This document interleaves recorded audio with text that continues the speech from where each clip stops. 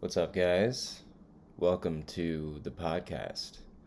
I think I'm going to call it something different. Primal Podcast. I might call it Kettlebell Workout and Chill, something like that. Kettlebell Club. Something more, you know, like the name. I want people to know that this is a kettlebell channel. We're pretty much just doing kettlebell workouts, and it's great because, I don't think there's many great kettlebell workouts on YouTube, so I think people need to check these out. So today I'm actually doing a workout that I called the real simple and sinister. I'll tell you what it's all about, but before I get into it, just some of the quick little things. Please like and subscribe. I appreciate you guys. Sorry I haven't been posting as much. I will be more regular on these, I promise. I've gotten too many requests, surprisingly. I honestly feel like I'm posting into a void, but I suppose there are people who listen. I appreciate you.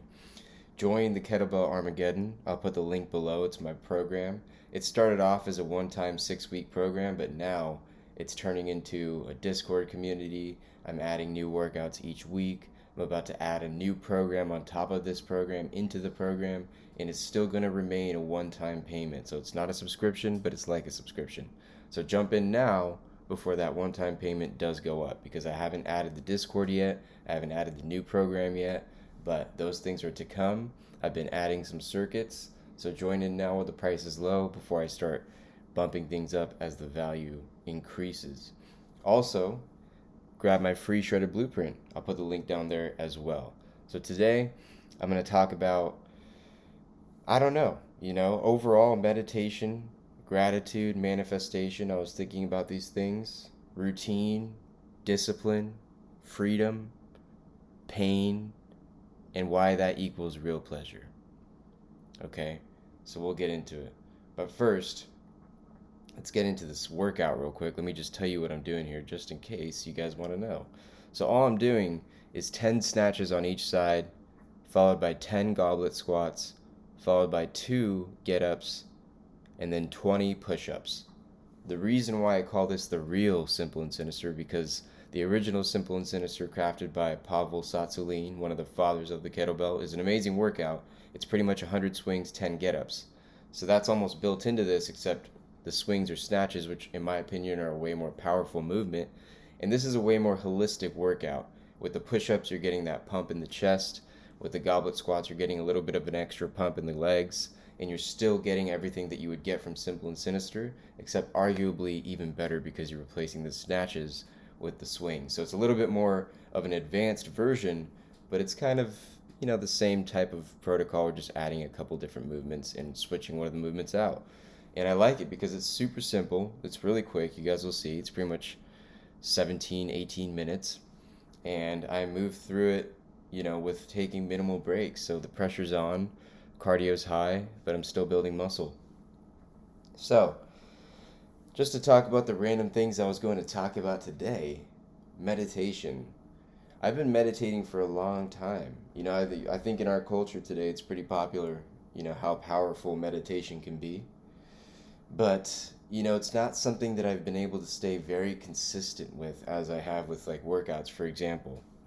And I think that's a very common case. I've heard that amongst other long-term meditators, that it's something that you always come back to and you do it like maybe at least 3 to 4 times a week just by habit. But to get it to that everyday ritual where you're doing like 20 minutes or something like that every single day, I haven't been able to get to that for the long term.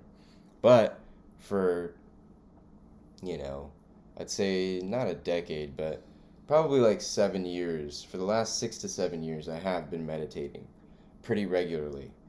And I also have always had, what you would label as an ADHD-like symptoms, just inability to focus, inability to control impulses, inability to, really just be present in conversations, to follow a train of thought. These are all things that I've struggled with my whole life, and I think a lot of people have. And when I began to, this might tangent off, as you guys know, because I'm just talking here, but when I began to read into this when I was a kid, not a kid, but, in college, so not so long ago, less than a decade ago, I really started to investigate what the fuck was going on with my head, my body, just all these things. Man, maybe I shouldn't have sworn, but whatever. take a sip of coffee.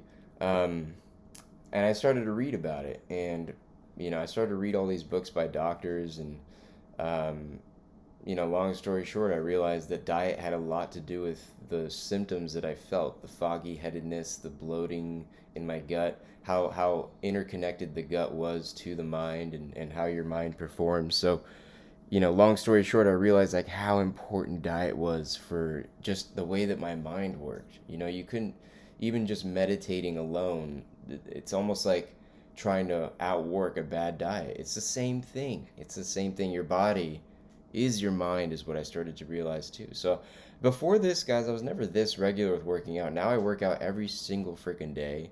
I have a totally different approach. My body is I'm on another level. I'm just on another level.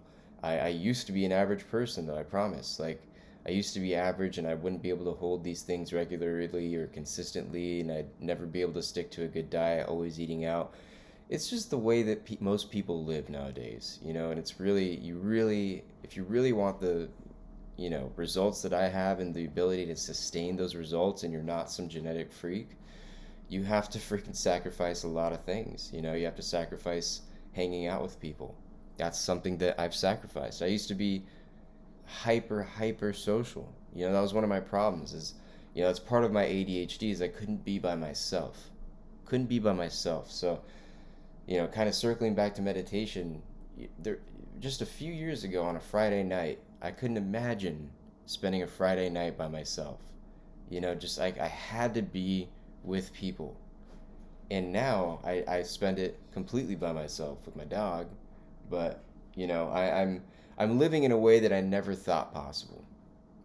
Just given my inclinations and my personality, and you know the mind that I thought that I had. And I honestly think that meditation, even though I haven't been a monk about it, just doing so long term has really like connected me deeper to like my purpose, like why I'm really here in this life. And when you really connect to that, that's what starts to drive you. And you start to like when you want to have a bad meal, for example, for me nowadays it's just simply not worth it because it completely goes against everything I stand for, everything I promote, everything I am. So it's like it's an identity thing almost. And it works both ways. So like when you identify yourself with negative things, you'll manifest that as well. So anyways, back to the meditation. Meditation, obviously, super powerful. That's what we're talking about here. But what comes with meditation, I believe, is gratitude too. Like that, for me now, what my meditation practice is like turned into is like the opening parts of it, if you will. Like, I'll literally describe it to you. I wake up, I'm like tired, but I'm awake.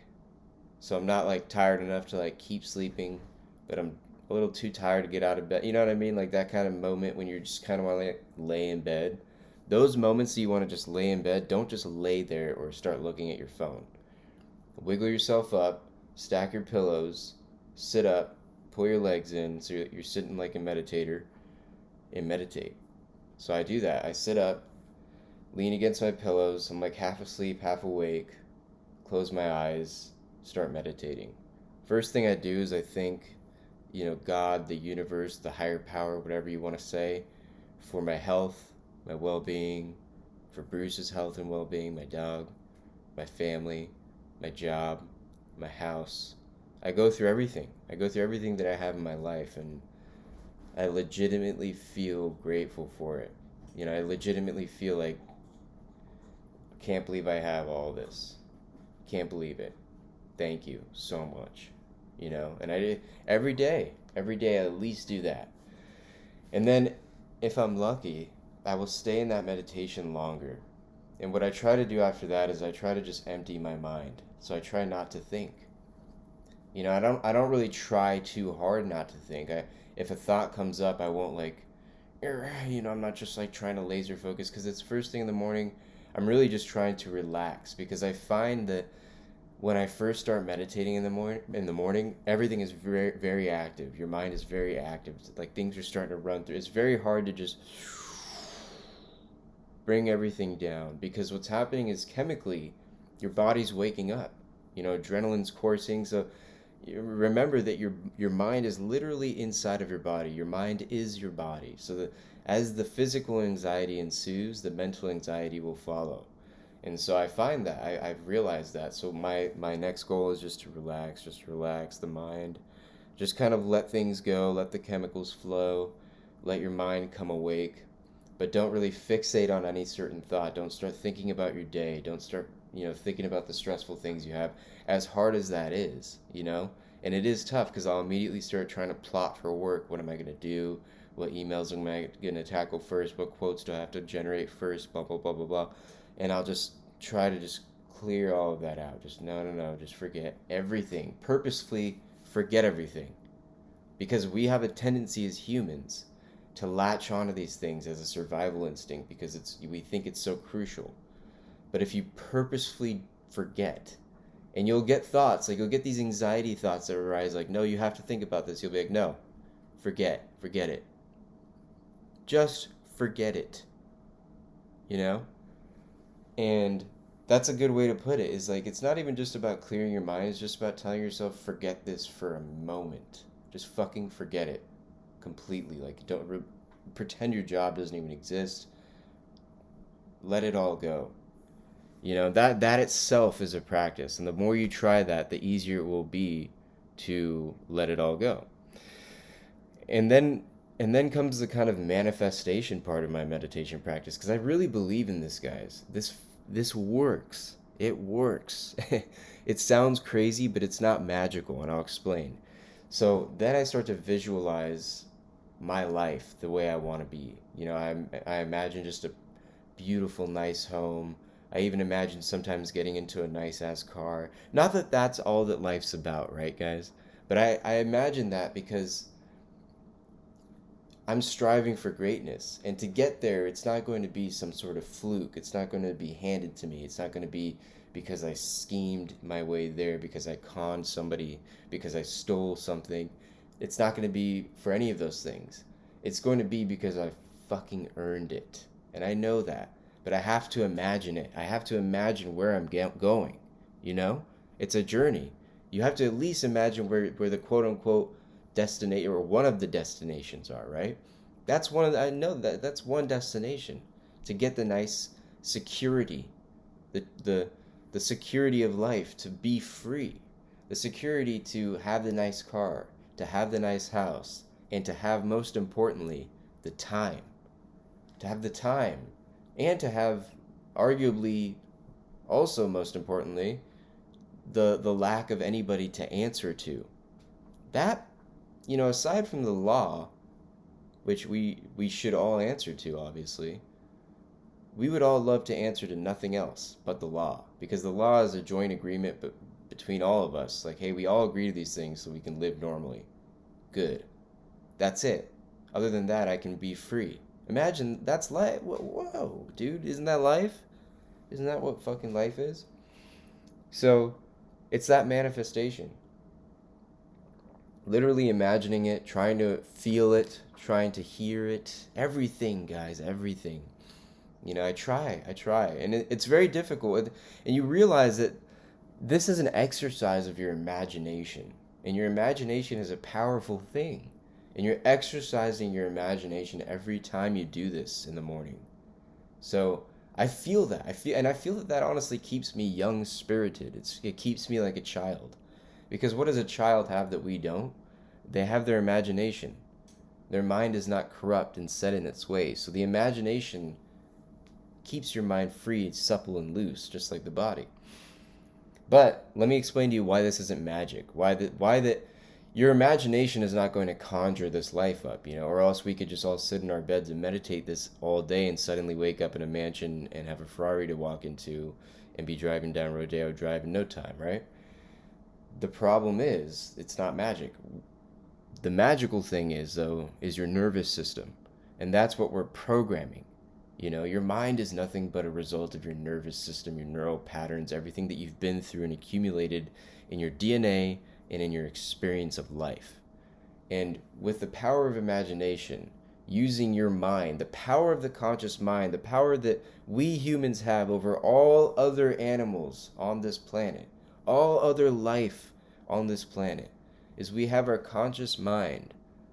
And with our conscious mind, we can start to reprogram our nervous system, our thoughts, our patterns, and start to influence a routine.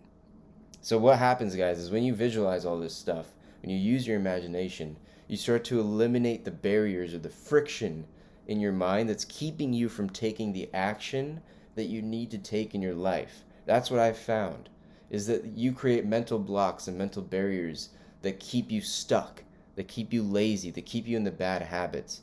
But once you start to do these things, your mind starts to work for you. It's almost like self-hypnosis. Like you literally start to just naturally crave doing the things that you know you need to do to get to that end result that you're visualizing. And you can't help but do it. You literally cannot do anything else. Isn't that wild to think about? Because what you think is what you become. And it doesn't happen overnight, but it happens slowly. You start doing this, after a year, you'll see the person that you are. You know, it's not going to happen quickly, but it will slowly change you from the inside out. Your actions will all change. Everything you start to do will start to become for this one purpose and goal. That's what my life has become. Everything that I do has become for this purpose and goal. My goal of being, a kettlebell health person that helps people from around the world, from the comfort of my own home, from the comfort of their own homes, change their lives and make a great profit out of it so that I can live a good life. And that's what we should all strive to do, because we all have something valuable to give to society. If you have something that you can help other people with and you can make a profit with that, why are you not completely pursuing that? Because actually, we're doing a disservice to society by not doing that. We're being more selfish and lazy by, adhering to the rules of the matrix, if you will, and working a corporate job versus pursuing that which we really want, which we can really do to the best of our ability, better than maybe anybody else, that will really help society. Chew on that one. Chew on that one as I get these last round of push-ups in. I hope you guys like this workout. I hope you try it. Start with a light kettlebell. Don't push too hard. Don't feel like you need to keep up. Take breaks as needed. Let me know if you guys need anything else. Peace.